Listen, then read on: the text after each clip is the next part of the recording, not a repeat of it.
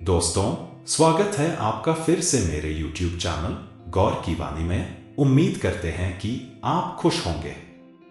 एक बार एक छोटी सी बच्ची हाथ में मिट्टी की गुल्लक लिए भागती हुई एक दवाई की दुकान पर गई।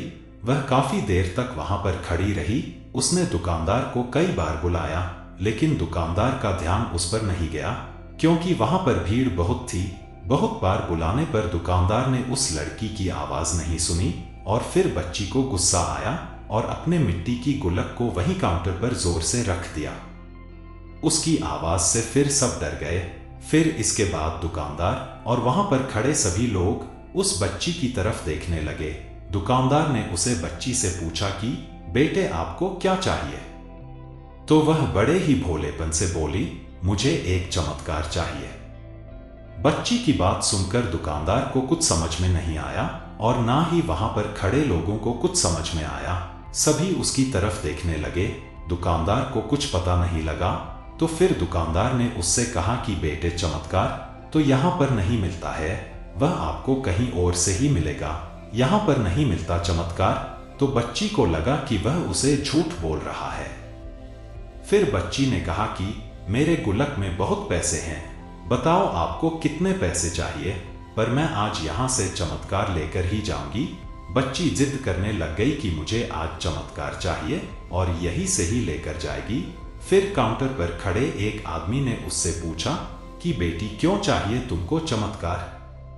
तब उस बच्ची ने उस आदमी को अपनी कहानी बताई।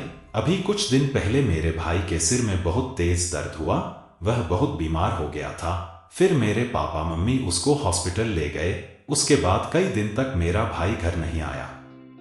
मैंने बहुत बार अपने पापा से पूछा, लेकिन उन्होंने मुझे कुछ नहीं बताया। वो बार बार यही बोलते रहे कि वह कल आ जाएगा, लेकिन वह अभी तक घर नहीं आया है। तभी मैंने देखा कि मम्मी रो रही थी और पापा उनसे कह रहे थे कि हमारे बेटे के इलाज और दवाइयों के लिए जितने पैसे चाहिए, वह पैसे मेरे पास नहीं है। मेरे पास जितनी भी पैसे थे वह अब खत्म हो चुके हैं। अब तो कोई चमत्कार ही उसको बचा सकता है।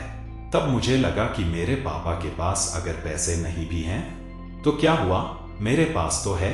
इसलिए मैंने जितने भी पैसे जो रखे थे वह सारे पैसे लेकर मैं इस दवाई की दुकान पर आई हूं, ताकि चमत्कार खरीद सकूं। उस बच्ची की सारी बात सुनकर फिर उस आदमी ने बच्ची से पूछा कि कितने पैसे हैं तुम्हारे पास?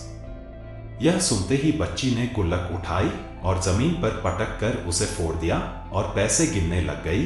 वहां पर खड़े सभी लोग उसे देख रहे थे और सब उसकी बातें सुनकर हैरान हो रहे थे। थोड़ी देर बाद उसने सारे पैसे इकट्ठे किए और बोली, मेरे पास पूरे 25 रुपए हैं। मैं इन्हीं 25 रुपए से चमत्कार लेने आई हूँ, जिससे कि मेरा भाई ठीक हो जाए और घर वापस आ जाए।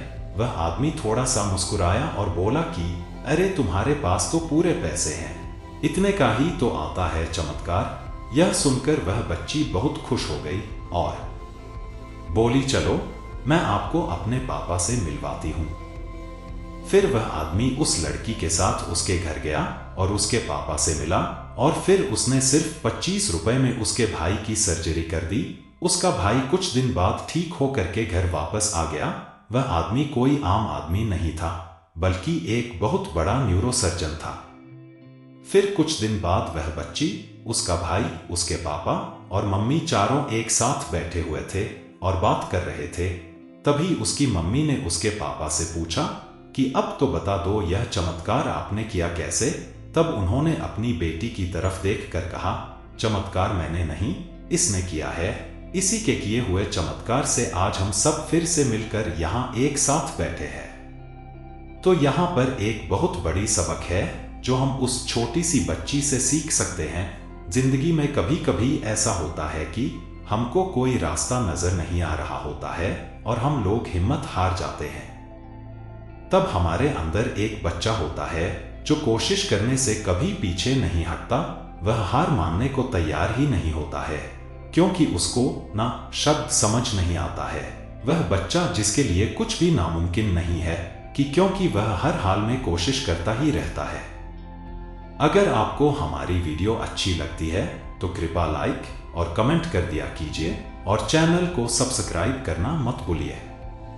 हमेशा खुश रहो, भगवान आप पर कृपा बनाए रखे। जय बालाजी, जय हनुमान जी।